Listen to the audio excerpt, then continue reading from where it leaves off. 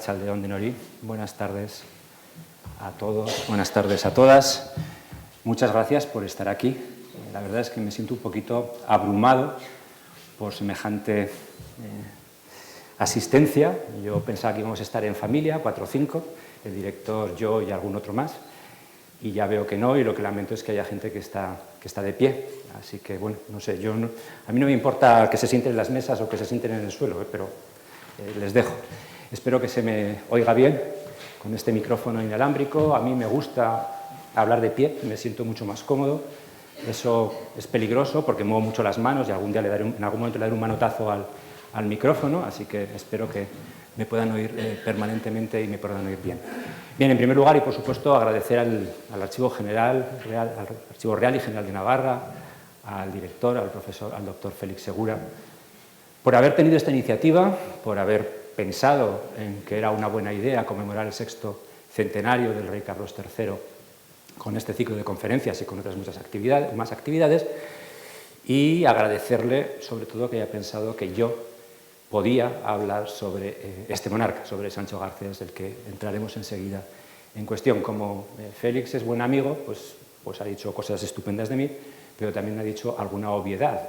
Que uno lleve trabajando o investigando 40 años en historia, pues implica que tiene una cierta edad, o una edad cierta, como decía la madre de una amiga mía, y que, por tanto, soy heredero, y además me enorgullezco de ello, de una tradición historiográfica que se remonta, por supuesto, al profesor Ángel Martín Duque, como ha comentado Félix, pero también al profesor José María Lacarra y a toda una escuela de hacer historia, que se ha apreciado siempre, como decía el profesor Lacarra y como decía el profesor Martín Duque, del oficio de historiador.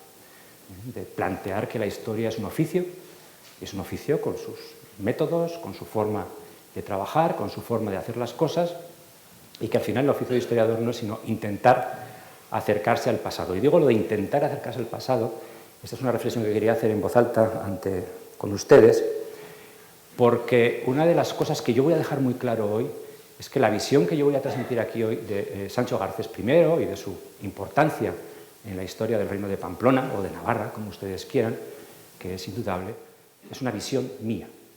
Es una visión, por tanto, parcial. Es una versión sometida a discusión. La verdad incuestionable no existe en historia.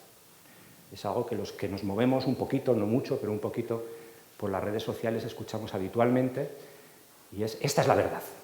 Yo les voy a contar lo que pasó, y lo que les digan distinto de esto es mentira. Bueno, pues yo les voy a empezar diciendo que yo no sé cuál es la verdad. Esto es algo que los historiadores de oficio nos repetimos continuamente. La historia es objeto de debate, la historia hay que discutirla. La forma de discutirla es poner sobre la mesa las ideas que uno tiene y confrontarlas con otro. Y a veces es más importante escuchar al otro que el otro te escuche. Es más importante plantear cuáles son las discusiones, cuáles son los problemas, cuáles son los interrogantes, ser honesto y decir no lo sé, no tengo idea. Creo que luego hay un turno de palabra, de preguntas que ustedes pueden hacerme, pues es muy probable que yo les responda diciéndolo no lo sé, y no tengo problema en decirlo. Yo no lo sé todo y no sé muchas cosas. Entonces, una de las cosas que sí que me gustaría transmitir es: no se fíen ustedes de alguien que les diga que les va a contar la verdad. Es mentira. No porque esa persona no crea que les está contando la verdad, sino porque no sabemos la verdad. Y evidentemente, cuanto más nos alejamos en el tiempo y menos información tenemos, es mucho más complicado. Si ustedes, en vez de venir a escucharme hoy aquí quien estuviera fuera, esto fuera un programa de radio, y estuviera, pues no sé, un periodista famoso, Carlos Alsina, de Onda Cero, y estuviera entrevistando, pues no sé, al presidente del gobierno o al señor Núñez Feijóo, estamos aquí todos escuchamos las preguntas, todos escuchamos las respuestas, pero estoy seguro de que al final habríamos escuchado 100 entrevistas distintas. Cada uno de nosotros tendría una versión distinta de esa entrevista. Y habríamos escuchado exactamente lo mismo. Porque tenemos un bagaje intelectual, porque nos gusta más, porque nos gustan menos, porque pensamos que deberían haberse otras preguntas, porque creemos que no se han hecho las preguntas correctas o que las respuestas han eludido lo que se les estaba preguntando, porque nos cae muy simpático el presidente o porque nos cae muy mal. Es imposible deshacerse de ese bagaje y estamos ante una conferencia, una rueda de prensa, una entrevista que todos hemos escuchado desde el principio hasta el final exactamente con las mismas palabras. Bueno, pues imagínense cuando tenemos que trasladarnos 1100 años hacia atrás y yo les tengo que contar, a partir de las poquitas cosas que les voy a ir diciendo, que sabemos, reales, bueno, más o menos reales, de este autor, les tengo que contar toda una vida y una importancia que sin duda la tuvo en relación con este tema. Por eso, cuando yo he puesto ahí Sancho Garcés, 905-925, el primer rey, o no, en realidad lo que quiero transmitirles es un poco esa idea, ¿no? Nosotros venimos sosteniendo, los historiadores, la escuela de José María Lacarra viene sosteniendo que realmente no podemos hablar de un rey de Pamplona hasta Sancho Garcés I. Sobre todo, quien insistió más en esto fue el profesor Ángel Martín Duque y sus discípulos, y aquí estamos varios, y nos enorgullecemos mucho de ser discípulos del profesor Ángel Martín Duque, pues hemos seguido esa corriente. Pero yo hoy, precisamente porque como el profesor Martín Duque decía, todo es discutible y sobre todo hay que discutir, voy a plantear algunas dudas que tengo respecto de esa visión que el profesor Martín Duque nos transmitió y que es la que, bueno, pues tradicionalmente hemos seguido. ¿Quiere eso decir que el profesor Martín Duque estaba equivocado o que el profesor Lacarra estaba equivocado y yo tengo razón? No. Probablemente, seguro que quien acertaba era el profesor Martín Duque y no yo, porque era bastante más sabio que yo. Pero en cualquier caso, creo que esa es la forma en que el historiador tiene que acercarse a su oficio.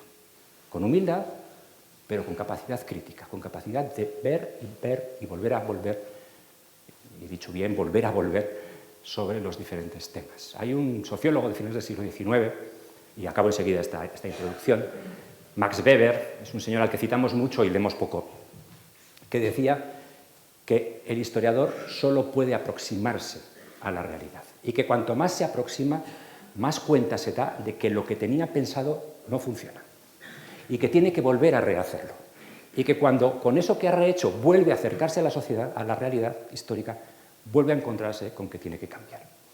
Bueno, pues yo no sé cuánto me va a durar mi opinión sobre Sancho Garcés I que les voy a contar hoy aquí. Lo que sí les digo es que mi opinión sobre Sancho Garcés I es distinta que la que tenía hace 10 años y seguramente será distinta dentro de 10 años, cuando Félix diga que no llevo 40 años sino 50 hablando de historia. Bien, pues esa es un poco la introducción que quería hacer, así que, en fin, no tengan muchas expectativas sobre lo que van a oír, pero en cualquier caso, por favor, nunca crean a alguien que les dice esto es la verdad, porque no lo es, no puede serlo, es imposible que lo sea. Y entonces, ¿para qué escribe el historiador? Ustedes mismos, ya la respuesta se la dan ustedes mismos. Bien. Bueno, voy a comentar muy brevemente algunas cosas de qué tipo de materiales tenemos para trabajar sobre personajes como Sancho Garcés I. ¿De dónde sale este señor? ¿Nos lo hemos inventado todo? Bueno, seguramente algo sí, pero ¿qué tipo de cuestiones, no? Bueno, voy a ir muy rápido, porque tampoco se trata de extenderse mucho, pero hay cosas que seguramente que todos ustedes conocen en relación con estos siglos, el siglo VIII, es decir, desde la conquista islámica de la península a partir del año 711 y hasta el siglo X, que es el siglo en el que nos vamos a mover, pues tenemos fuentes arqueológicas, hay muchas más que estas, pero bueno, en cualquier caso, algunas que todos conocemos, las excavaciones que se hicieron a principios de los años 90 de la Catedral de Pamplona nos dieron información sobre qué había antes de la actual catedral y se remontaron, bueno, pues hasta tiempos paleocristianos. Las excavaciones de la Maqbara, es decir, del cementerio islámico de Pamplona, que se realizaron con motivo de la creación o la construcción, perdón, del parking en el año 2002, nos dieron una enorme sorpresa que nos ha hecho repensar por completo todo el siglo VIII. La idea que teníamos de cómo había sido el siglo VIII en el espacio vascón, en el siglo VIII, tras la conquista, la hemos tenido que cambiar por completo y de hecho ni siquiera sabemos todavía qué conclusiones sacar, porque nos encontramos con un cementerio islámico con más de 170 tumbas localizadas, porque parte de ese espacio no se pudo excavar. Y por supuesto también las últimas excavaciones que se hicieron en plena pandemia en el monasterio de Irachi, que nos dieron pues algunas sorpresas como esa lápida sepulcral que nos demostraron que una persona que creíamos que nunca había existido resulta que sí, que había existido porque es una lápida en la que se le menciona. Entonces, os pongo solo como ejemplo, ¿no?, de cómo cosas que van surgiendo nos van cambiando nuestra perspectiva sobre estos tiempos. Por supuesto, las crónicas, lo que nos cuentan los autores de esta época, y veremos algunas crónicas y trabajaré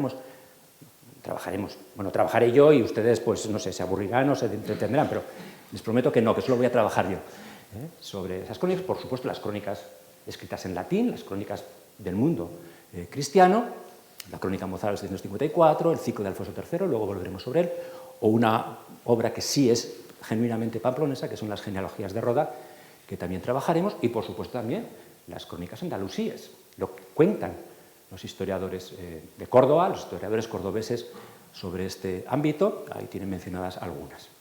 Curiosamente, hay un apartado que no nos sirve, y por eso lo he puesto ahí tachado, que son las crónicas navarras de la Baja Edad Media, sobre las que hemos estado construyendo durante mucho tiempo el relato de la historia de Navarra. Es el Liber Regum, que es una obra que se escribe a principios del siglo XIII, es la crónica de García de Hugui, la crónica de García López de Roncesvalles, la crónica del Príncipe de Viana, no digamos ya la crónica de Diego de Ramírez de Ábalos de la Piscina, que se inventa todo y más. ¿Por qué? Porque son crónicas, no porque sean crónicas que están escritas mucho más tarde, eso en sí mismo no es ni bueno ni malo, todo depende de en qué se hayan basado. Básicamente porque son crónicas que se basan en unos relatos que se escriben a principios del siglo XIII, es el Liber Regum o es la historia de Rodrigo Jiménez de Rada, que manipulan e inventan, voy a utilizar el término inventar con todos los asteriscos que uno quiera, porque los cronistas de la Edad Media no son periodistas que pretenden recoger una noticia, tienen una intencionalidad muy clara y muy evidente, que además la dejan expuesta casi siempre desde el primer momento, pero nos introducen en elementos que hoy sabemos que no son reales, ¿no? Y por tanto, digamos que tenemos que aparcar buena parte de lo que nos cuentan en relación, por ejemplo, en Sancho Garcés I, hay un mito que se ha repetido en la historiografía durante siglos, que es que nació de una cesárea que le provocaron a su madre cuando un musulmán le dio un lanzazo. Entonces hay versiones que dicen que el niño salió milagrosamente por la herida, y hay versiones que dicen que no, que iba una comadrona al lado que sacó al niño. Bueno, eso es un invento del siglo XIII, ¿no? Entonces, pues, se cuentan, ¿no? Bueno, pues ese tipo de relatos, ese tipo de fantasías que se construyen en torno a personajes que son muy importantes. Ese relato se construye en torno a nada menos que a Sancho Garcés, porque es un personaje importante y tiene que tener casi un nacimiento milagroso. Bueno, pues ese tipo de relatos son muy típicos en la Baja Edad Media y, por tanto, tenemos que tener con ese tipo de información muchísimo cuidado, porque casi siempre nos lleva por caminos que no son ni mucho menos los mejores, ¿no? Bueno. Y luego ya están, todavía más complicados, las fuentes documentales. Siempre pensamos que en la Edad Media nos pasamos el día en sitios como este, en el Archivo General de Navarra, mirando lo que nuestros padres, o por lo menos los padres de algunos historiadores que estamos aquí, llaman papeles viejos. Pergaminos, documentos, documentación, en buena parte está aquí o en otros lugares, sobre estos siglos, sobre el siglo IX y sobre el siglo X. Sobre el siglo VIII no tenemos documentos en Navarra, que proceden de lugares que todos ustedes conocen. La Catedral de Pamplona, el Monasterio de Leire, el Monasterio de Irache, el Monasterio de Siresa en Aragón, los monasterios de San Millán de la Cogolla y de Albelda, actualmente en La Rioja, que tienen documentos de esta época. ¿Qué problema tenemos? Pues como diría el profesor Martín Duque, al que voy a mencionar muchas veces hoy seguramente, el número de documentos fiables de toda esa gama, que no son muchos, pueden ser 40, 50, el número de los documentos fiables se puede contar con los dedos de una mano y nos sobran dedos. Porque son documentos que se han transmitido a lo largo del tiempo mediante copias, mediante manipulaciones, mediante falsificaciones. Son documentos que en muchas ocasiones se han inventado directamente. En un momento determinado, el monasterio X o la catedral Y le ha interesado demostrar que tiene la propiedad de un determinado lugar y, como no tiene el documento a turno, lo falsifica. En fin, la falsificación de documentos creo que es algo que todo el mundo conoce, ¿no? Es algo que sigue existiendo. Y lo falsifica y puede hacer, o bien coge un documento que efectivamente existía y lo modifica. Entonces tenemos un problema que responde al original y que responde a lo que se decidió modificar, o directamente lo inventa. Como diría un notario, de la cruz a la raya. Entonces, obviamente, estos monasterios, estos centros monásticos, que basan buena parte de su prestigio y de sus derechos en su antigüedad, en lo que los reyes les dieron con anterioridad, en lo que otros nobles u otros clérigos les dieron con anterioridad, basan en buena medida en ese prestigio y en esos derechos, pues al final cuanto más atrás pueda ir uno en el tiempo, pues mejor. Y si podemos falsificar un documento y atribuírselo a Íñigo Garista, pues mejor que a Sancho Garcés. Y si lo podemos atribuir a Sancho Garcés primero en vez de a Sancho Garcés III, pues mejor que mejor. Y así sucesivamente. Entonces, ¿quiere eso decir que esta información no nos vale? Sí, claro que nos vale. Pero tenemos que saber qué hacer con ella. Y no siempre es fácil saber qué hacer con ella. Porque en muchas ocasiones no sabemos si lo que nos está contando, qué parte es real y qué parte no lo es. Entonces tenemos muchos problemas con las fuentes, para Sancho Garcés I y para todo el siglo X en general. Esto no solo pasa en el Reino de Pamplona, esto pasa en Castilla, en León, en Aragón, en Cataluña, en Francia, en Inglaterra y en todas partes. Aquí no somos especialmente originales, ¿no? Como decía el profesor Lacarra, los navarros somos originales porque no somos originales en nada. Pero bueno. Bien. Por supuesto tampoco voy a centrarme mucho en esto porque el tiempo es el que es, tenemos luego los grandes debates historiográficos. Los vascones. ¿Qué hacemos con los vascones? ¿Eran un pueblo independiente? ¿Eran un pueblo poco romanizado? ¿Era un pueblo que se resistió a los musulmanes desde el principio y construyó un reino independiente desde el primer momento? ¿Era un espacio sometido al imperio romano o al reino hispanogodo como lo había sido el resto de la península? Bueno, pues un debate irresuelto. Es decir, que ahí somos pocos, pero cada uno de nosotros tenemos nuestra propia opinión, ¿no? Entonces, sobre ese tema también, claro, esto es importante porque en función de cómo concibamos ese tiempo, del siglo VIII, del siglo IX, entendemos el X. Si tenemos un espacio radicalmente independiente desde el siglo VIII en adelante, pues lo que pasa en el siglo X en sí mismo no es ni bueno ni malo ni regular, es lo mismo que ya estaba pasando. Si tenemos un espacio en el siglo VIII con un poder islámico fuerte controlando el territorio y un siglo IX con unos poderes locales cada vez más importantes, pero que están sometidos todavía a la autoridad de los emires cordobeses, pues entonces lo que ocurre en el siglo X es más importante. Por eso lo de el primer rey o no. Seguro que muchos de ustedes han oído hablar de Íñigo Garista como el primer rey. Y García Íñiguez, y Fortún Garcés, y luego ya Sancho Garcés I, etcétera, ¿no? Y yo les voy a hacer aquí la propuesta de que esos personajes no fueron realmente monarcas, no tuvieron una conciencia de formar un reino y de ser soberanos de ese reino. Insisto, esto es una propuesta. No les estoy diciendo que sea cierto, simplemente les digo que esto es mi forma de ver las cosas y la forma de otros de ver las cosas, ¿no? Pero eso también es importante, ¿no? Entonces aquí yo les he apuntado algunos de los hitos, ¿no?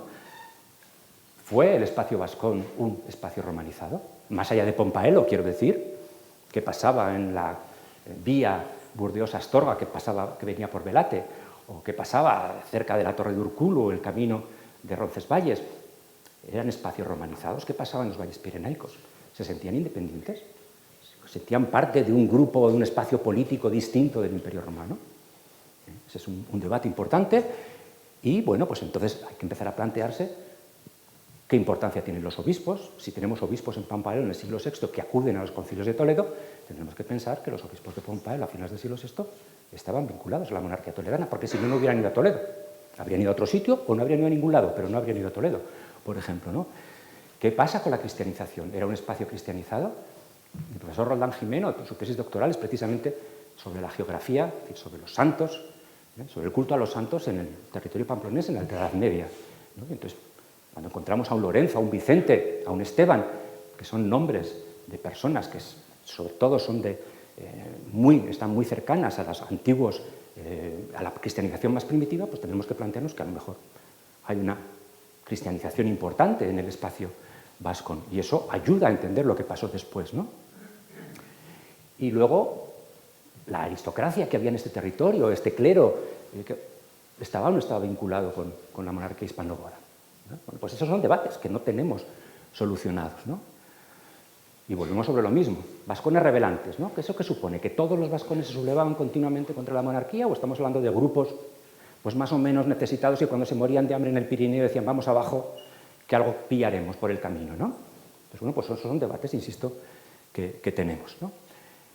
Y ya, finalmente, por enlazar con la conquista, porque si no me estimo demasiado, Rodrigo, sabemos, lo cuentan las fuentes cristianas, lo cuenta la crónica mozárrabe de 754, que en el año 711 estaba combatiendo en esta zona. ¿A quién combatía? ¿A los vascones rebelantes o a los nobles visigodos que se habían rebelado contra él? Según a quién combata, estamos hablando de un espacio controlado por los godos o no. Bueno, les he hablado antes de la Makbara porque nos ha hecho cambiar nuestra visión sobre todo el siglo VIII. Tradicionalmente, el propio profesor Martín Duque y antes que Lacarra, hemos planteado, o plantearon, que cuando los andalusíes, las tropas enviadas por el califa omeya de Damasco a este territorio y que llegan en torno al año 716, 18, es decir, 5 o 6 años después de haber derrotado a Rodrigo en la batalla de Guadalete, que no fue en Guadalete, pero eso ahora no nos importa, llegaron y la aristocracia local firmó la paz. Y eso permitió a esta aristocracia gobernar el territorio. Es decir, habrían gobernado el territorio en nombre primero del califa de Damasco y a partir del año 756 del emir de Córdoba, de Abderramán I. Así estoy siendo muy grueso en la explicación, ¿no? Y solo a partir del siglo IX, decían, los aristas habrían empezado a sacudirse esa dominación. Bueno, eso casa mal con la idea de que aquí hubiera durante todo el siglo VIII, como han demostrado las excavaciones en la Makbara de la Plaza del Castillo, una guarnición islámica. Si este territorio hubiera estado gobernado por sus naturales, como dice la crónica del príncipe de Viana, por ejemplo, un territorio que siempre estuvo gobernado por sus naturales, aquí no hacía falta una guarnición islámica. Si tienes una guarnición islámica es por algo. Evidentemente es porque hay un peligro. El peligro puede ser interno, de la gente que no está tan contenta como pensamos, o puede ser externo, de los francos que están al otro lado y que están intentando entrar en la península. Pero ya nos da una visión distinta de la que teníamos. Nos da la visión de que la presencia musulmana en el territorio vascón, todavía no podemos llamar territorio pamplonés, pero el territorio vascón es una presencia que durante todo el siglo VIII, hasta principios del siglo IX, fue permanente, con familias, con niños, con matrimonios, o por lo menos con parejas. Probablemente algunas mujeres conversas, hombres conversos, muladíes, bereberes, hay una presencia islámica importante, ¿no? Entonces, claro, eso nos tiene que hacer cambiar el propio sentido de nacimiento del reino. ¿De dónde sale ese reino? Si durante todo el siglo IX, durante todo el siglo VIII, este es un territorio controlado por los omeyas, exactamente igual que podía estar controlado Sevilla, para que nos pongamos un poquito en perspectiva, ¿no? Bueno, voy siguiendo, ¿no? Sabemos que a principios del siglo IX, ya vamos llegando al siglo X, está costando, pero ya vamos llegando. A principios del siglo IX, el territorio de Pamplona fue conquistado por los carolingios, por el emperador Carlomagno, mejor dicho, por su hijo, que inició la conquista en nombre de su padre.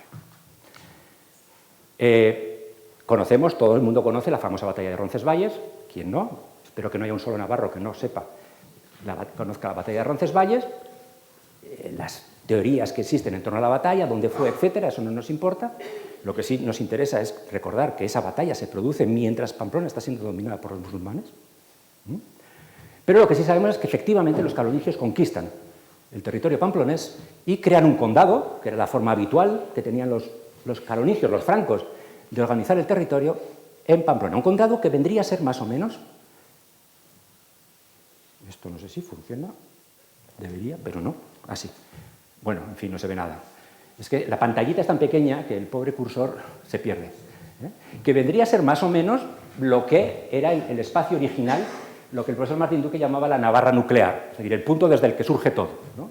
Y que ya ven ustedes cuáles, pues las cuencas prepirenaicas, los valles, más o menos, y hasta el cambio de vertiente, probablemente, ¿no? Bueno, entonces, si tenemos en cuenta que que durante todo el siglo VIII hubo un dominio musulmán, el hecho de que haya un condado carolingio, un condado franco, un condado del emperador, que es el emperador romano. Carlomagno no es emperador de los francos, es emperador de los romanos, es su título oficial. Imperator Romanum. La creación de un condado en este territorio, que hasta ese momento había estado dominado por los musulmanes, pues cambia el sentido de la historia. Ya no es Carlomagno destrozando a los vascones, es Carlomagno destrozando a los musulmanes y que los vascones se acaben aprovechando, que es distinto. Y de ahí vendría todo ese mundo de los omeyas, de los íñigos, de nuestros amigos los íñigos, Íñigo Arista y compañía, que aprovecharán cuando este condado tiene que retirarse, los condes francos se tienen que retirar en torno al año 1920, probablemente porque esta aristocracia local no está muy contenta con el dominio de Carlomagno y de Luis el Piadoso, pues aprovecharán para ir paulatinamente sacudiéndose no solo a los francos, sino también a los musulmanes. Es la época que conocemos, por ejemplo, de las relaciones con los vecinos del sur, los vecinos riojanos, diríamos hoy, en aquella época no se podría decir riojanos, lo decimos nosotros hoy, para entendernos, que son los banucasi, que son parientes con los que se casan, con los que tienen hijos, con los que se pelean, como las cenas de cuñados, ¿no? Con los que se pelean, con los que se reconcilian, continuamente, solo que normalmente las cenas de cuñados suelen ser bastante menos violentas que estas, ¿no? O al menos eso espero. Bueno, pues con los que se pelean, con los que vuelven a reconciliarse, con los que se alían para luchar contra el rey de Asturias, con los que se alían para luchar contra el emir. Pero bueno, van generando un caldo de cultivo que es el que eclosionará cuando llegue Sancho. Ya hemos llegado a Sancho. El director ha dicho, ha sonreído y dice, bueno, ya empezamos aquí a arrancar, esto ya empieza. Bueno, les voy a poner solamente este texto, luego volveremos sobre él si nos da tiempo, no lo sé, pero les voy a poner este texto que nos da la versión más cercana que tenemos de Sancho Garcés I. En el año 976, es decir, en la época de su nieto, Sancho Abarca, el que aparece en la miniatura que hoy aparecía en el Diario de Navarra, decía, este es Sancho Garcés I. No es Sancho Garcés I, es Sancho Garcés II, pero bueno, eso no importa. Mil gracias a Jesús Rubio por la entrevista. Decía que el primer texto que tenemos es esto. Ojo, y es esto, no es más. No se imaginen ustedes un libro de 600 páginas, una novela como de las de yo qué sé. Es que no quiero nombrar a novelistas históricos porque no me gusta la novela histórica. A lo mejor dicho, me gustan muy pocas novelas históricas. Bueno, pues imagínense ustedes cualquiera de estas novelas históricas que a ustedes les gustan. Pues no estamos hablando de 500, 600 páginas, estamos hablando de esto. Luego veremos, si nos da tiempo, una imagencita de lo que es ese texto tal y como está escrito. Bien, y en este texto se habla de Sancho, este párrafo largo, de su hijo, estas dos líneas, y de su nieto, de sus nietos, perdón, que son esas otras dos líneas. Y ya está, se acabó, no hay más.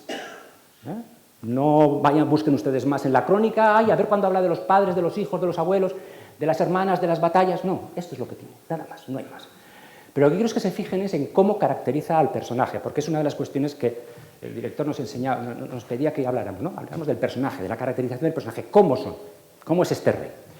Bueno, pues he subrayado en azul algunos de los términos que me parecen más evidentes, ¿no?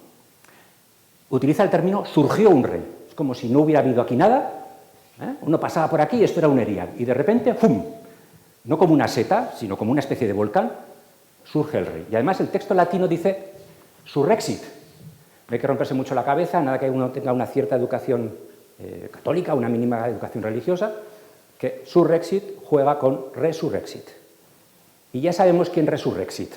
Bueno, pues este todavía no re, pero sí surrexit.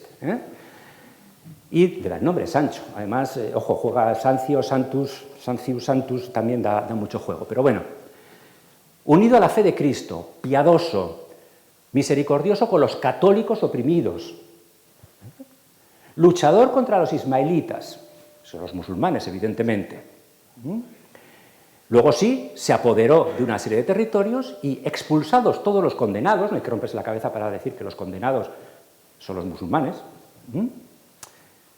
Obsérvese, no se murió, abandonó el mundo. El término dice migravita seculo.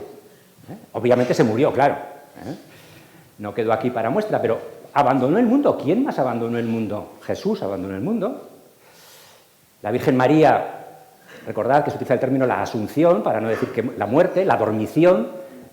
Vamos, lo estamos colocando en el top 10, no, en el top 5, o 3 incluso, ¿no? Y, a más, como dirían en mi pueblo, reina con Cristo en el cielo. Ojo, no en cualquier sitio, no está en el cielo y ya está, no, está allí reinando. Uno tiene a Cristo y al lado. No sé qué, ¿recordáis la parábola donde la madre de Juan y de Santiago le decía, ponme una a mi derecha y otra a mi izquierda? Bueno, pues tuvieron que hacerle un hueco para poner a Sancho al lado. Luego volveremos un poquito sobre esto cuando hablemos de de su muerte. Claro, y es lo que me interesa, al margen de que esto sea cierto o no, con este texto, ¿un historiador qué hace? Más allá de decir que evidentemente se está construyendo una imagen apologética en torno al monarca, ¿cuál es la realidad de todo esto? ¿Sancho surgió como una seta de la nada? ¿Se convirtió en el campeón de la fe frente al mundo mundial? ¿Arrasó contra todos los enemigos de la cristiandad como nadie lo había hecho antes? Eso es lo que lo he anotado ahí arriba, dos historiadores, uno de ellos Max Weber, precisamente, que he mencionado antes, y otro Michel Schott, un antropólogo francés, denominaban, en el caso de Schott, la realeza mágica. Es alguien que sale de la nada, como si fuera una obra de magia, y actúa como un mago durante el resto de su vida. Y Weber hablaba del liderazgo carismático, estos personajes que son capaces de arrastrar tras de sí, que tienen grandes ideas y arrastran tras de sí multitudes. Ojo con los líderes carismáticos. Hitler era un líder carismático. O sea, no pensemos en héroes per se. Simplemente quiero que piensen en el tipo de figuras que nos están transmitiendo estos autores, ¿no?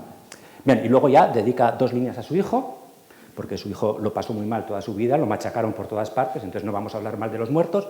Fue bondadoso y fue enterrado. Este sí murió. Este sí murió. Este murió. Y luego, como el texto está escrito cuando Sancho y Ramiro todavía están vivos, pues los menciona y les pide a Dios que lo guarde, que les guarde. Vale. Ya tenemos una primera imagen de Sancho. Con esto es con lo que tenemos que trabajar los historiadores. No tenemos más información, o mejor dicho, el tipo de información que tenemos, sí que tenemos más, es de este tipo. La versión distinta sería la de las fuentes árabes. Sancho es un perro, es un cobarde, es un idólatra, es un pagano, es un enemigo de Dios, reza herejías, claro. Pero en cualquier caso sigue siendo también una visión profundamente, en este caso, antiapologética. Tampoco nos sirve de mucho, porque claro. Bien, entonces a partir de aquí sigamos. Vamos a hablar un poquito de su familia, luego volvemos sobre Sancho, no se preocupen. Esto es lo que nos ha dicho la crónica. Tenemos a un rey, tenemos a su hijo y tenemos a 2 de sus hijos. Lo siento, se ha juntado un poquito la imagen. Son Sancho Garce II, rey, y su hermano, su medio hermano, Ramiro de Viguera. Esto es lo que nos ha dicho la crónica. Pareciera que esta persona, insisto, está muy interesado en transmitir la idea de que surge de la nada. No le interesan las esposas, no le interesan los maridos en este caso no, porque todos son hombres y el matrimonio igualitario todavía no estaba aprobado. Pero bueno, no le interesa su familia, los hijos exclusivamente los que siguen la línea de la familiar. ¿No tenía familia Sancho? Pues va a ser que sí. Y esto es un cuadro muy simplificado. No vamos a comentarlos, La idea es que ustedes de repente se apabullen y digan, ahí va, pues no teníamos información, pues y ahora nos sobra. No, por desgracia no nos sobra, porque prácticamente lo único que tenemos es un poquito de información de cada uno de ellos.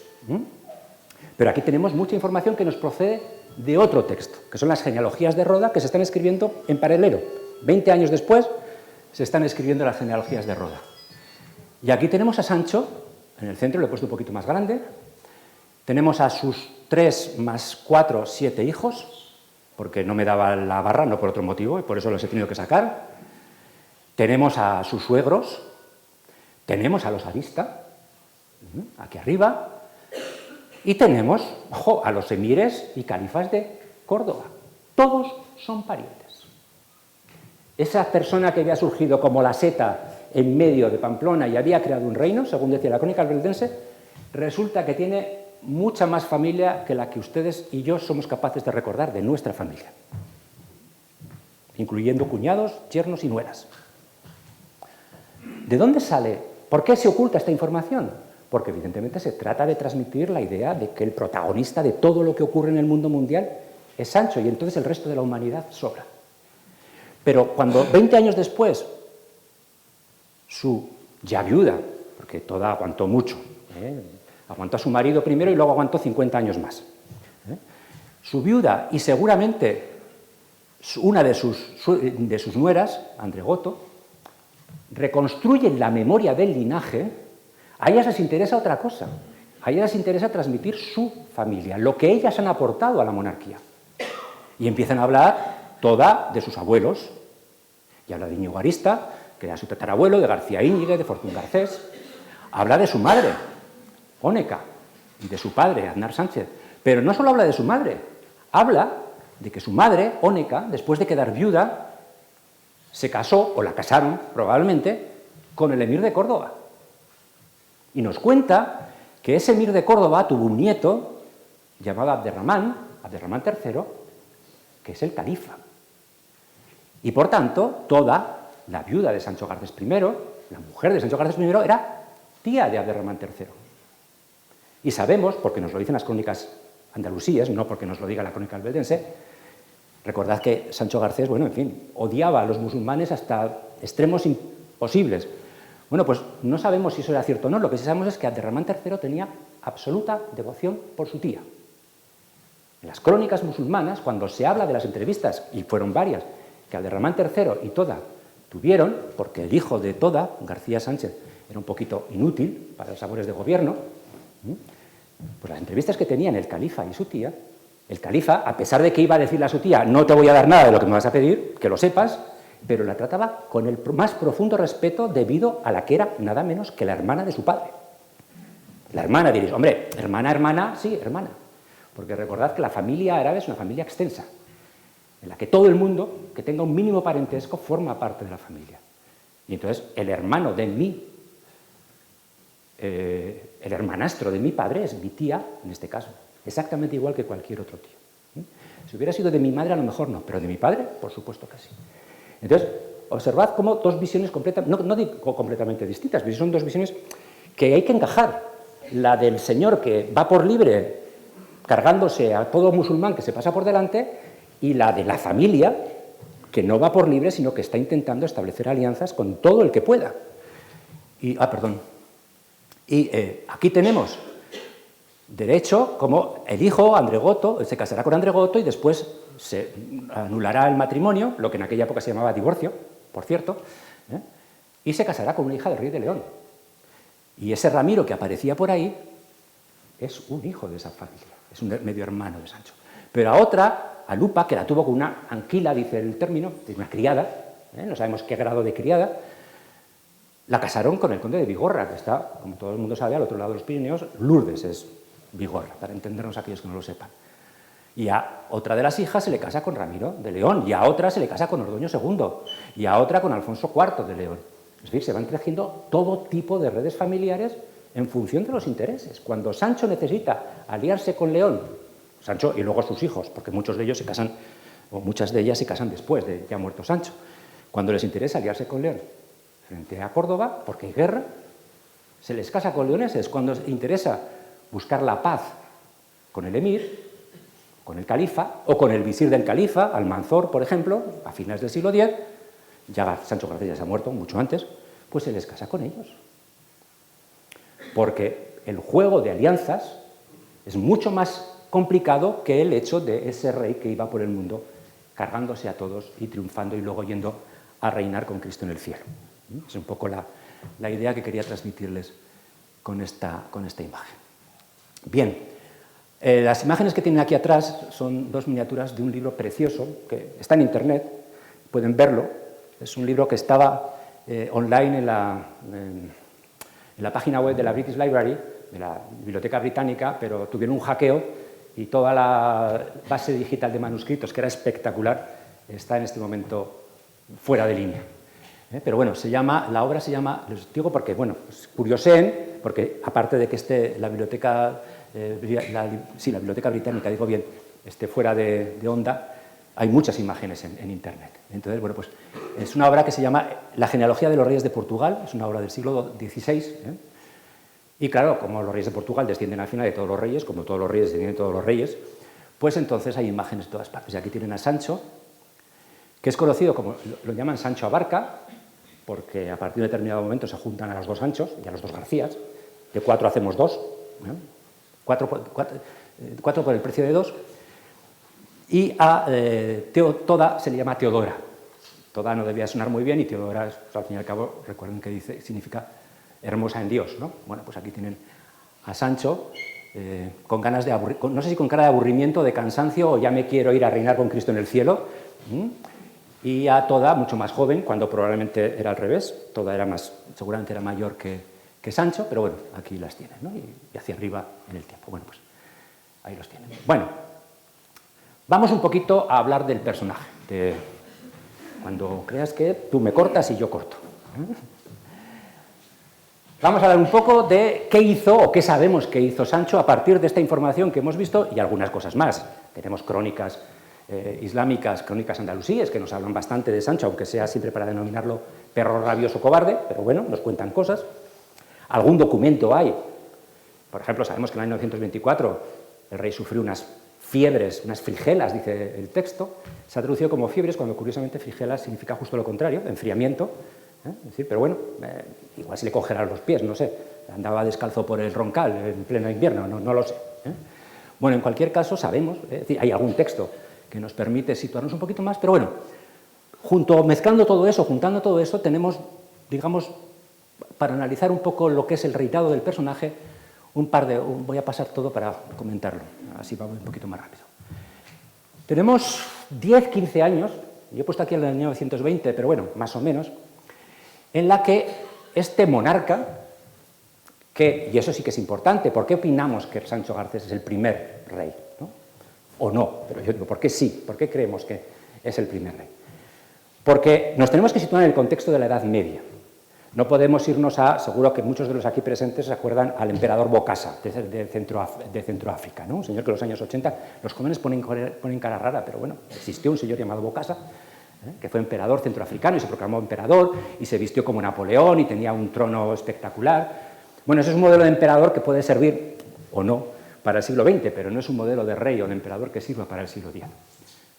Ser rey implica una autoconciencia no solo del propio monarca de ser rey, sino del pueblo que tiene debajo de que es su rey. Implica que el espacio pamplonés, a principios del siglo X, es consciente, después de ese largo periodo, del siglo VIII o IX o solo del siglo IX, es consciente de ser una entidad política distinta del resto de las entidades políticas, que no está sometida al emir de Córdoba, que no está sometida al rey de Asturias, ya en esta época de León, que no está sometida al rey de los francos, que no es asimilable a los condados catalanes, sino que es un espacio independiente, cristiano, por supuesto, es decir, reconoce la autoridad religiosa del Papa, más o menos, porque en esta época todavía la autoridad del Papa era más que discutible para mucha gente, pero bueno, reconoce la autoridad religiosa, reconoce que forma parte de la cristiandad occidental, se consideran, como decían en aquella época, europeos, eso era el sentido que tenía la palabra europeo en este siglo, no en la actualidad, pero sí en este siglo, ser de la cristiandad occidental latina. Pero luego no tiene a nadie por encima, no hay un poder que pueda poner gobernadores, que pueda poner fortalezas, que pueda cobrar impuestos de forma regular, etc. ¿no? Entonces, eso es lo que nos permite establecer que Sancho es un rey y que hay un espacio más o menos definido. Hay que tener en cuenta otra cosa. En la Edad Media y en esta época las fronteras no son una barrera que uno baja y ahora estoy en Francia, ahora estoy en España. Que es algo que supongo que casi todos los navarros hemos jugado, ¿no? Bajar a Valcarros y hacer, ahora estoy en Francia, ahora estoy en España. Y si no lo han hecho, pues es que ustedes no han sido niños, ¿qué le vamos a hacer? Yo una vez lo fui y lo hice. Bueno, pues evidentemente no, las fronteras son una cosa mucho más fluida, donde quien gobierne depende mucho de su capacidad en cada uno de los momentos. Entonces, pues a veces la frontera estaba antes más arriba de Arguedas y otras veces no en Arguedas, pero sí un poquito más cerca. Y así sucesivamente, ¿no?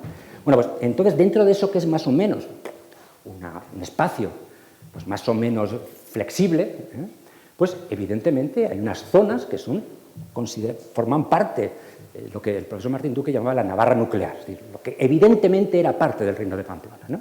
Entonces esa conciencia, y lo hemos visto antes, se adquiere ahora. No podemos plantearnos, o no sabemos si se adquirió antes. Lo que sabemos es que ahora está más o menos clara, ¿no? Ese es un poco el planteamiento. Bien, a partir de ahí, y sobre esa base, Sancho Garcés va a hacer algo que nadie había hecho hasta ese momento, y es lanzarse a conquistar tierras más allá de esas líneas. Los Arista, fueran lo que fuesen, se habían mantenido en su espacio, ¿cómo se dice? En su espacio de seguridad, ¿no? De confianza, ¿cómo se dice? Ahora no me sale el término. En la zona de confort, gracias. En su zona de confort. A veces era poco confortable la zona, ¿no? Pero bueno, en cualquier caso en su zona de confort. Sancho no, Sancho da un paso, Sancho cruza las sierras prepirenaicas, Alaiz, el Perdón, etcétera, hasta Ujue podemos considerar que probablemente eran espacios más o menos controlados por los cristianos, y se lanza hacia abajo. Hacia abajo, ojo, no por cualquier sitio, hacia abajo por la zona de Estella, por la tierra de Deyo, que es una tierra más montañosa, menos abierta que lo que es, pues yo qué sé, la actual Valladolid, etcétera, para entendernos. Y una vez llega al Ebro, como dice el texto, por la Sierra de Cantabria, que es la sierra que está en la zona de Viana, no tiene nada que ver con Santander, ni con Revilla, ni nada por el estilo, cruza y pasa a lo que llamamos La Rioja, es decir, todo el valle del río Oja, toda la zona central y occidental de la actual Rioja, incluyendo la Rioja Alavesa. Es un territorio que también se incorpora al reino seguramente en esta época y que de hecho además formó parte del reino de Navarra hasta 1463, está muy avanzado el siglo XV. ¿No? Y eso lo hacen aproximadamente 10 años. ¿Cómo pudo hacer semejante cosa? ¿Qué pasaba con los musulmanes? Bueno, con los musulmanes, con los omeyas, con los andalusíes, lo que pasaba era básicamente que estaban en crisis.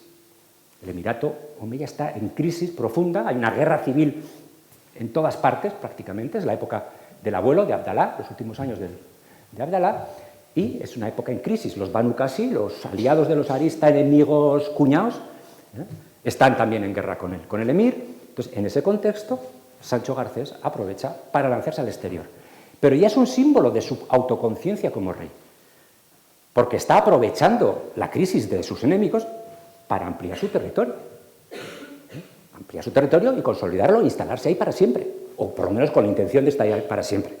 Eso ya es una autoconciencia, está claro que existe un concepto de soberanía, de un control del territorio, incluso de que ese territorio se puede ampliar. La crónica nos decía por qué, porque era fe en Cristo, era piadoso, era enemigo de los ismaelitas, los mataba a todos los que podía, los expulsaba. El texto dice expulsar a los condenados, dice el texto, literalmente en latín dice expulsar a los suicidas. Considera que los musulmanes se suicidan su alma, evidentemente. Es decir, son pecadores, persisten en el error, vais a ir al infierno porque queréis. Es un poco el planteamiento. Bueno, pues entonces, pero podemos suponer que hay un peso religioso detrás, sin duda, o por lo menos que el rey no lo vende. Es decir, que el rey está interesado en transmitir esa imagen, pues sin duda. Pero también puede haber otro tipo de elementos. Por ejemplo, la presión demográfica. Sabemos, en su momento, se excavó mucho el ámbito rural en Navarra, en los años 80, básicamente, bueno, no solo ella, pero especialmente la profesora Carmen Josué, la cito porque además es amiga, y sabemos que en el siglo X hay muchísimos pueblos en las cuencas prepirenaicas que están a tope, a rebosar. Está abarrotado, mucho más que esta sala hoy. Y eso necesita salida por algún sitio.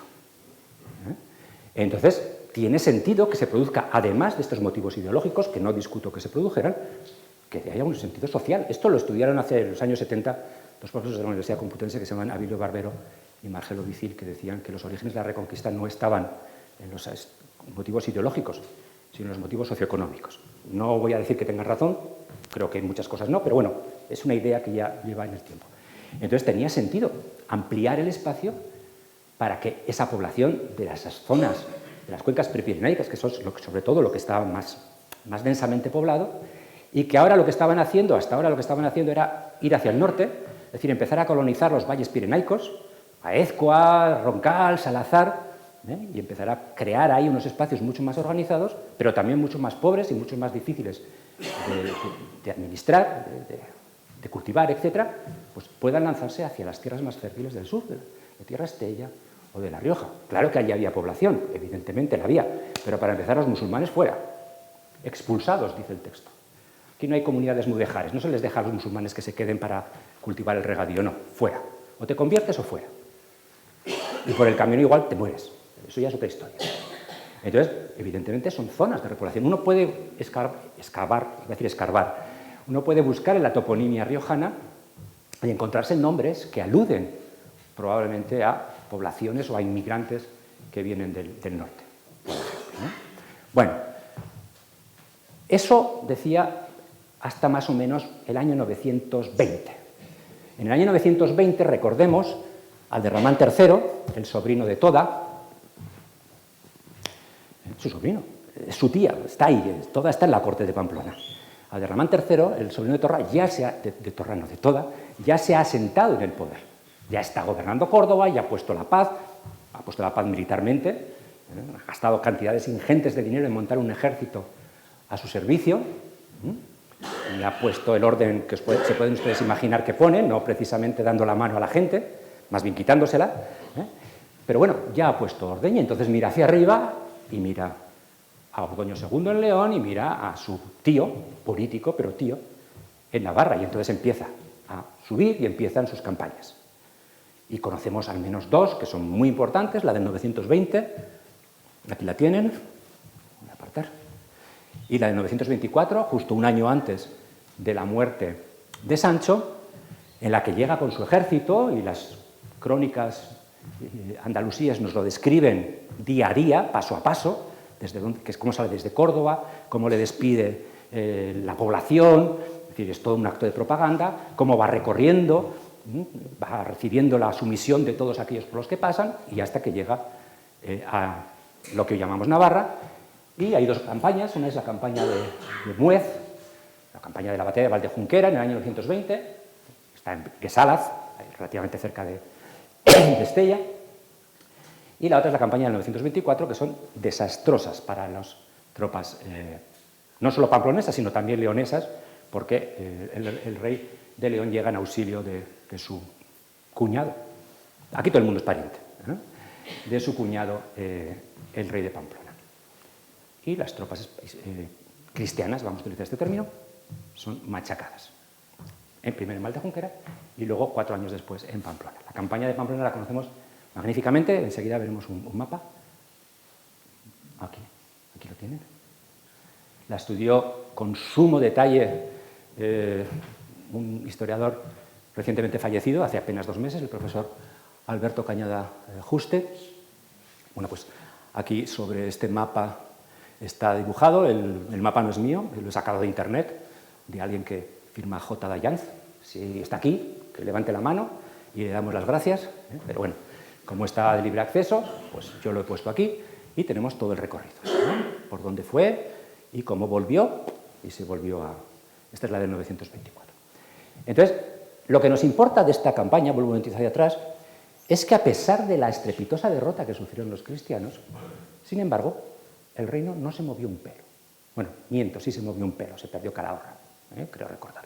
Hay un pequeño trozo de territorio que se pierde. E incluso, entre la campaña de 920 y la de 924, los pamploneses se van a hacer con el control de Nájera. Abro paréntesis. No, nunca existió un reino de Nájera.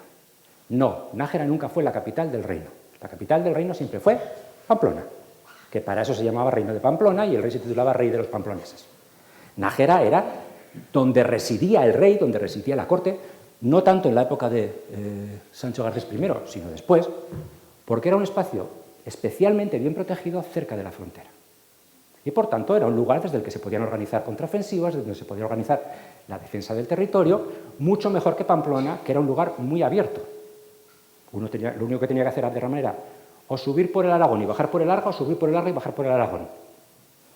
Y ya está, a pesar de todos los castillos que los cristianos, Leguín, que se llama Sarracáis, que no sabemos si era Garaño o era Gomazin, a pesar de todos los castillos que había de ello, que había por el camino, sin embargo, el ejército del emir, luego califa, no tenía ningún problema en llegar hasta Pamplona.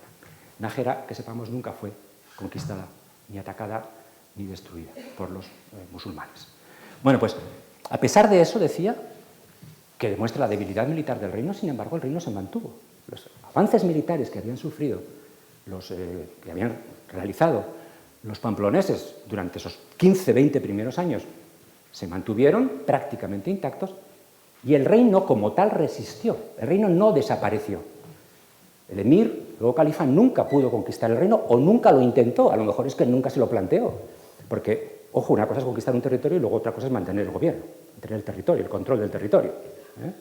Y se me ocurren muchos ejemplos cercanos donde uno podría plantearse semejante cosa. Entonces, el emir nunca conquistó el territorio y nunca se lo planteó.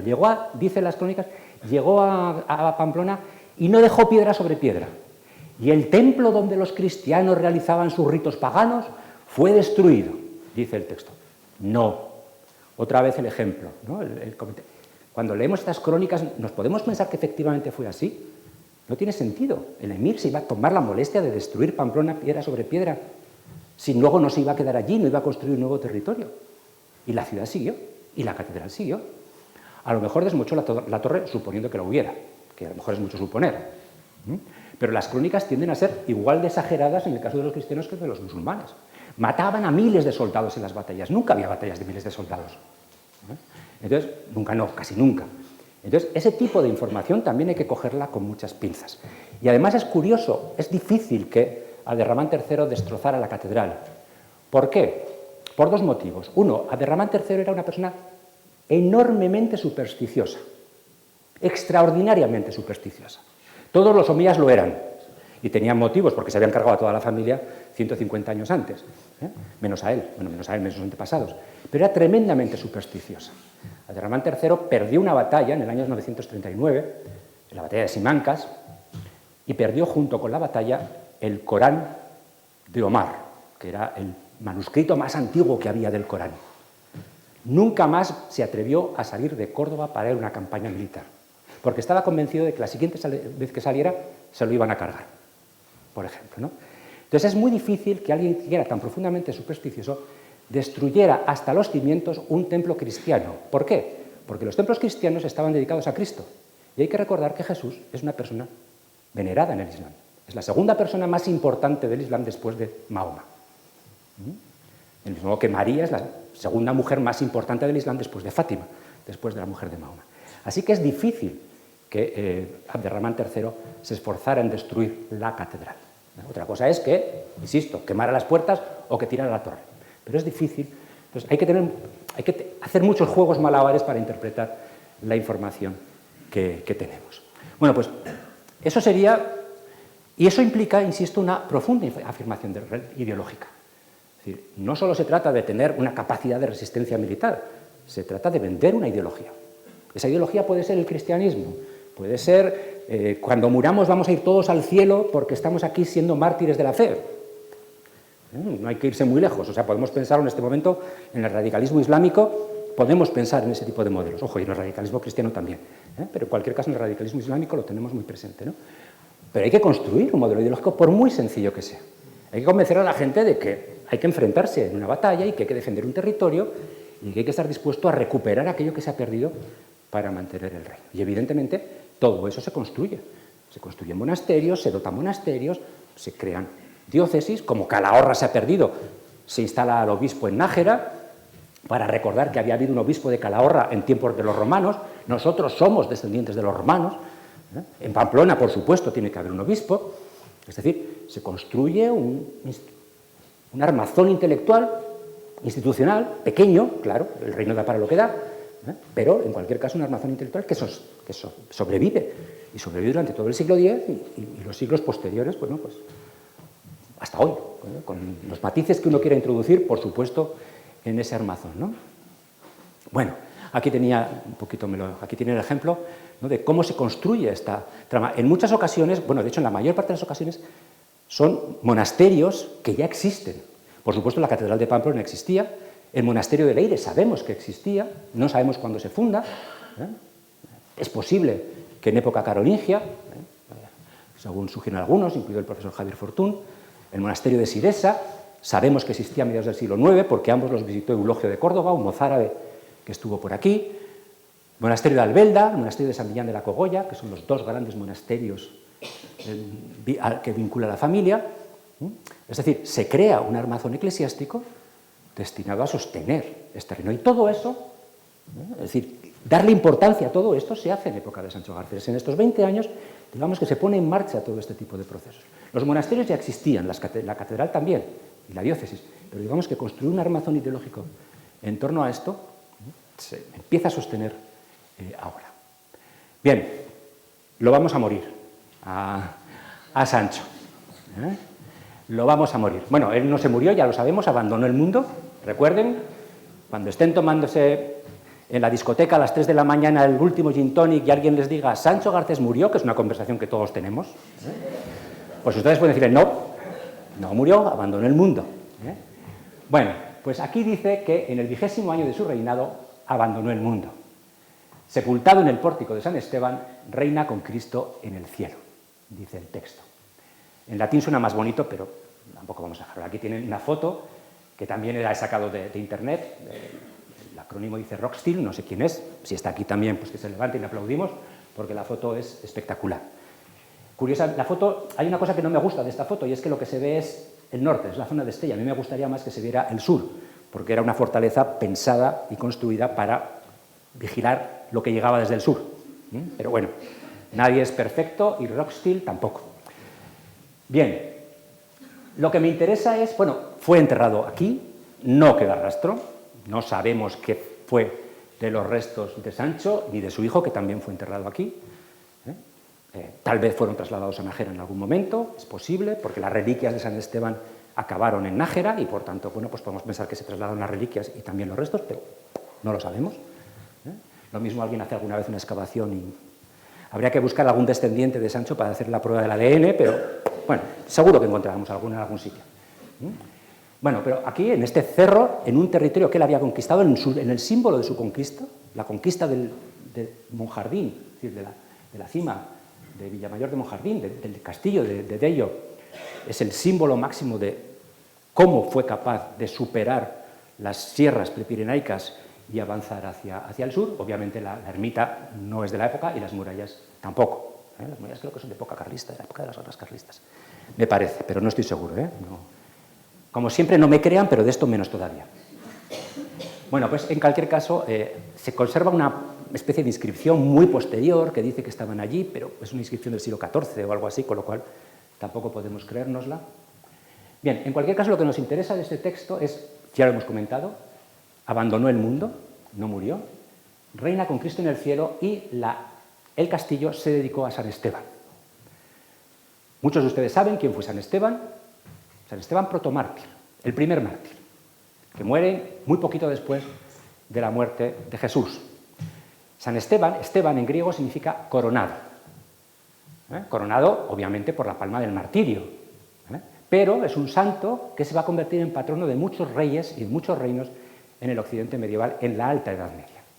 No deja de ser interesante que Sancho, digamos, que asumiera como patrono a San Esteban, también a San Miguel. San Miguel también aparece por ahí, pero hoy no le toca a San Miguel, otro día sí, pero hoy no le toca. Entonces es interesante que utilice a este santo protomártir, cuyo nombre significa coronado, es decir, les está identificando con este primer mártir. Y luego esta idea de que una vez abandonado el mundo, reina con Cristo en el cielo. Esto es muy de San Agustín.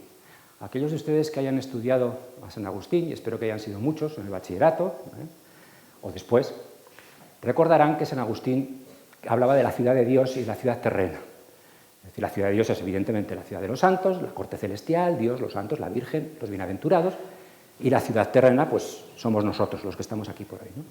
Y él decía que una de las formas de reconocer la existencia de la ciudad de Dios era las huellas que los santos dejan en la tierra en su vida. Hay muchas más cuestiones, pero una de las cosas es cuando tú ves a una persona buena, que se comporta bien, es una forma de transmitirnos la idea de que Dios está ahí detrás, protegiéndonos y esperándonos para cuando lleguemos al cielo. Bueno, pues evidentemente, y San Agustín decía al final, que en función de cómo nos hayamos comportado de bien en la tierra, así será nuestro premio en el cielo. Olvídense de que todos nosotros vamos a llegar al cielo, eso sí, y vamos a estar igual, no de eso nada. También hay clases en el cielo. Es un poco como Dante, los 9 círculos, ¿se acuerdan? Los 9 círculos de Dante. Bueno, pues también hay clases en el cielo. Entonces, cuanto mejor haya sido uno, más cerca estará de la presencia de Dios. Bueno, pues fíjense lo bueno que había sido Sancho, que no puede estar más cerca, está ahí tocándole. Hola Jesús, ¿qué hacemos? Los demás nos conformaremos con jugar al mus, que tampoco está mal, y echar un vistazo allá a lo lejos y decir, hola Sancho. Él no, él está ahí al lado. Bueno, bromas aparte, lo que me interesa es que transmitan, que vean esta idea, es decir, yo estoy coronado, soy rey, soy no mártir, porque no sabemos cómo murió, pero no parece que muriera víctima de la guerra, tal vez las fligelas esas que le afectaron, pero en cualquier caso estoy destinado a reinar con Cristo en el cielo. Esto es herejía pura. Pero estamos en el siglo X, no en el siglo XIII. No había Inquisición, y, por tanto, digamos que el pensamiento religioso, porque esto que lo escribe es un abad, era un poquito más libre. Hubo ahí sus más y sus menos. Bueno, pues creo que lo vamos a dejar aquí porque llevamos ya una horita, o sea, más de lo que debía. Luego tiene unas cosas muy monas para hacer una práctica, pero lo vamos a dejar. Voy a poner, aquí tienen esta imagen, que como la han visto en la prensa, pues tampoco voy a seguir. Esto es la crónica. En esta página, este trocito, ¿qué es esto? Es la crónica que acabamos de leer. Así que nada, muchísimas gracias.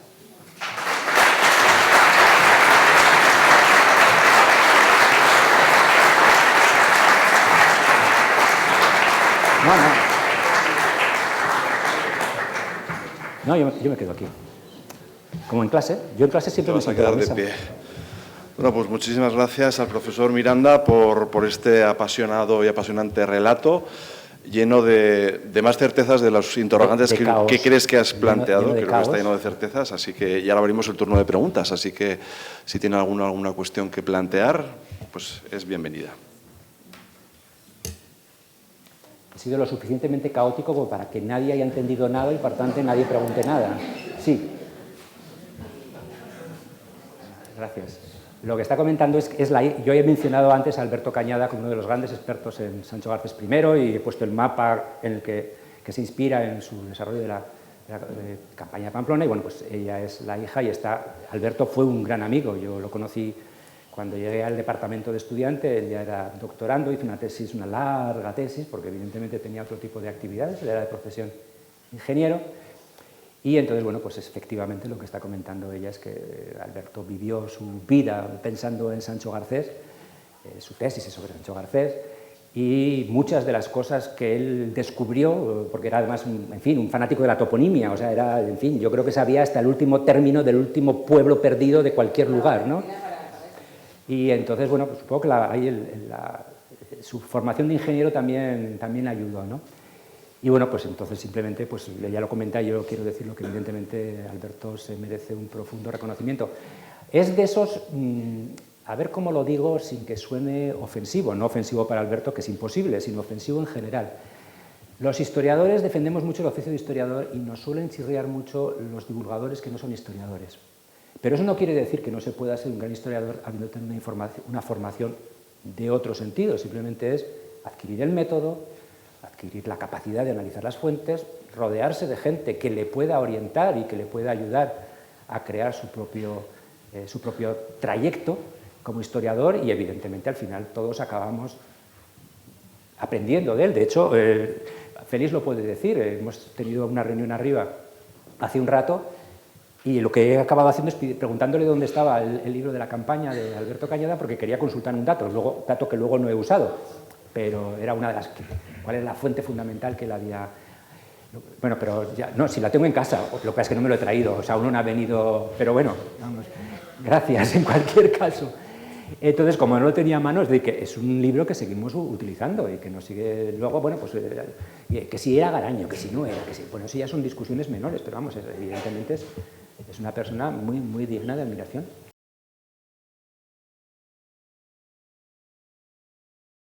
Tradicionalmente siempre pensamos que en quien él está mirándose es en Alfonso III.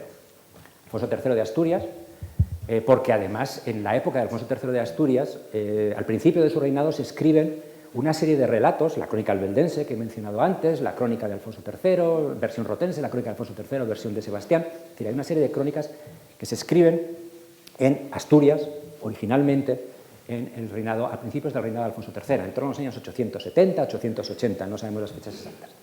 Y esas crónicas se van a copiar después en estos códices riojanos, estos códices pamploneses. Digo riojanos para que nos situemos, porque están escribiendo en Albelda y en San Millán, pero bueno, en cualquier caso son códices pamploneses, ¿no? Entonces la pregunta es, ¿por qué se copian unas crónicas asturianas en códices pamploneses? Y se añaden al final, pues ese pequeño fragmento que he indicado. Ojo, la crónica, tampoco se crean ustedes que la crónica albeldense son 200 páginas, son 10 páginas. Pero bueno, al final se añade ese pequeño fragmento.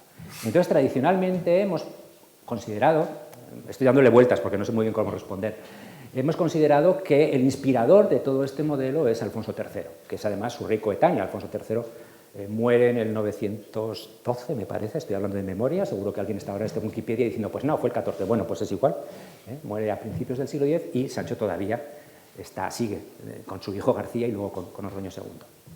Entonces, tradicionalmente hemos pensado eso, pero claro, el problema que tenemos es que es una construcción muy posterior, es decir, quienes copian esos textos en los códices riojanos son sus nietos. Y sabemos que uno de sus nietos, que es Ramiro, es de origen leonés y está muy interesado en fomentar su linaje.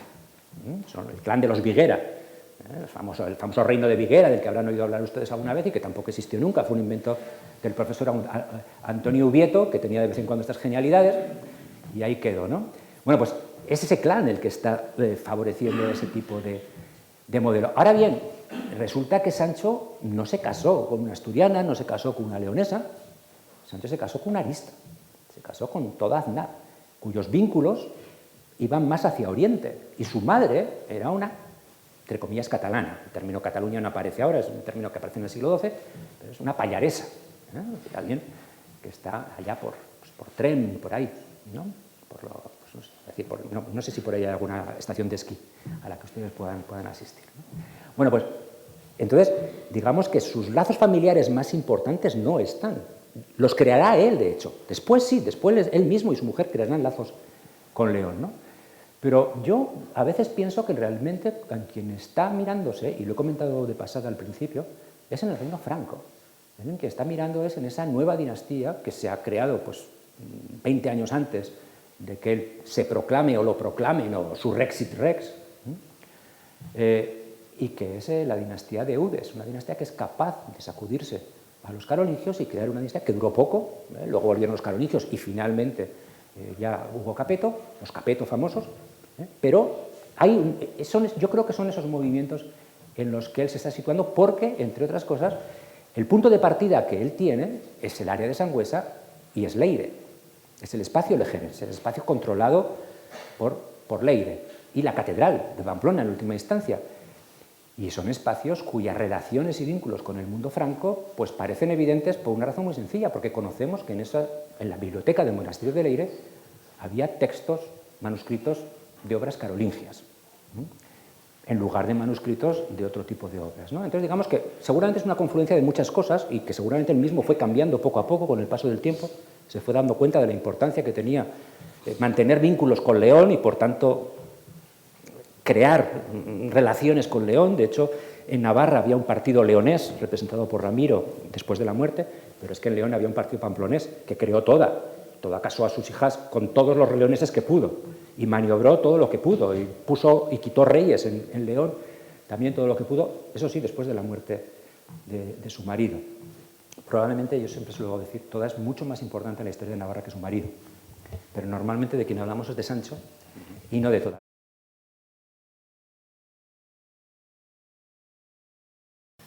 Bueno, vamos a ver, yo creo las campañas, estas campañas, aquí quien debería estar es Alberto, no yo, respondiendo, pero por desgracia no puede ser. Yo creo que estas campañas deben encajarse dentro de todo el modelo de campañas que organizan los emires cordobeses y los califas cordobeses a lo largo de todo el siglo X. Bueno, también a lo largo del siglo IX, pero sobre todo a lo largo de todo el siglo X.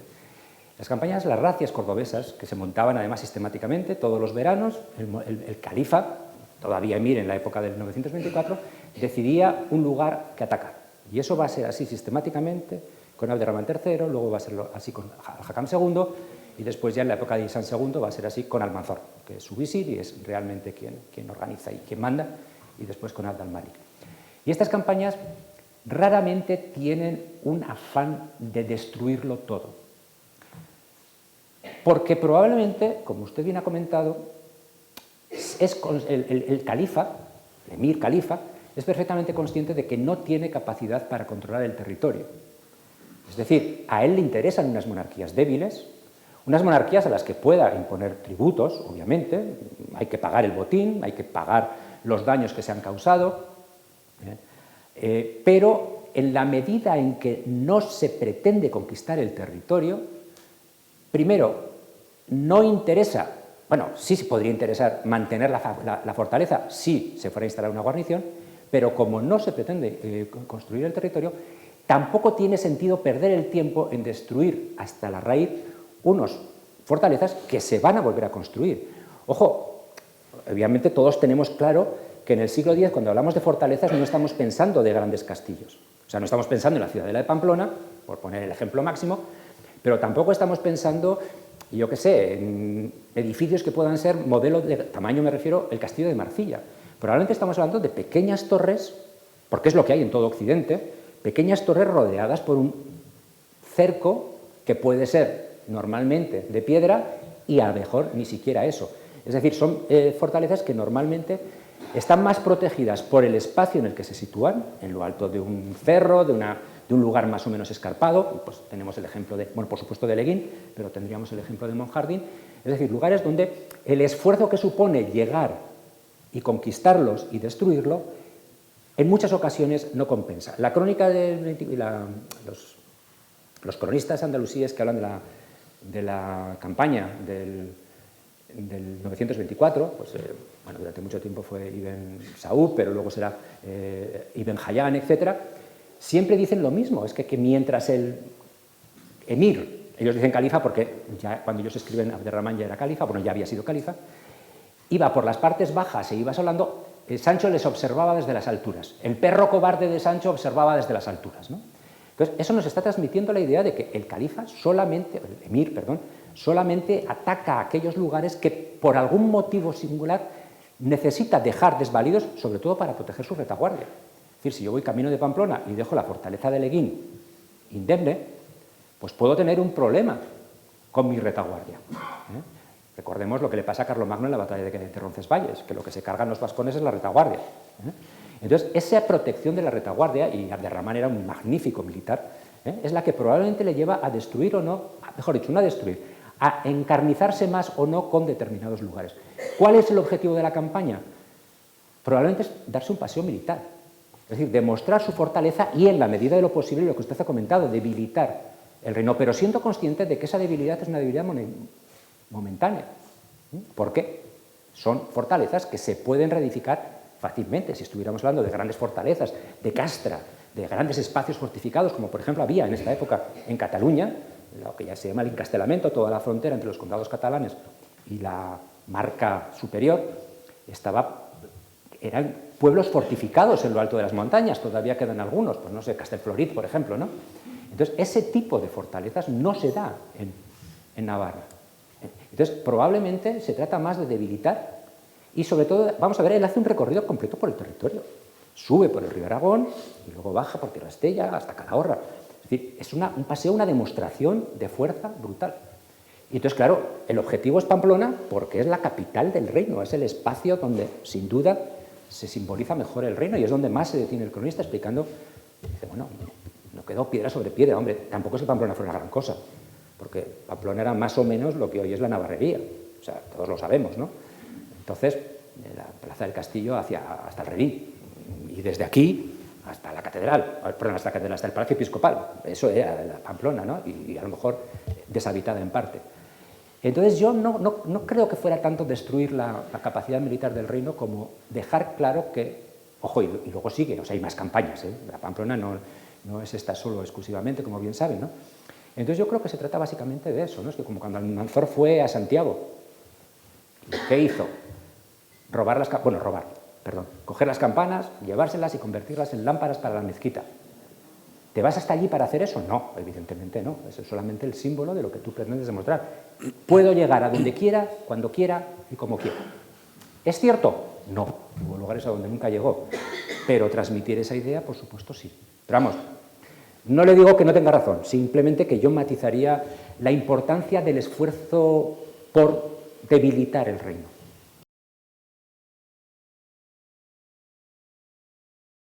Bueno, digamos que básicamente es el personaje, el monarca, en torno al cual eclosiona una identidad política, y no solo política, obviamente muchas más cosas, una identidad política que se va a mantener con muchísimas variantes territoriales, ideológicas, de configuración del territorio hasta la actualidad. Es decir, yo no creo que en el siglo IX, en la época de los aristas, hubiera una conciencia espacial y social tan nítida como la que va a haber a partir del momento de Sancho Garcés. Ojo, que no, cuando me refiero a Navarra no me refiero a la Navarra de Sancho Garcés, con La Rioja, con Aragón, sino a el concepto que es evidentemente muy flexible y muy discutido, ¿eh? Pero está bien que discutamos, creo yo. Pues con esta última y gran idea... más de 30 segundos. Sí, está muy bien.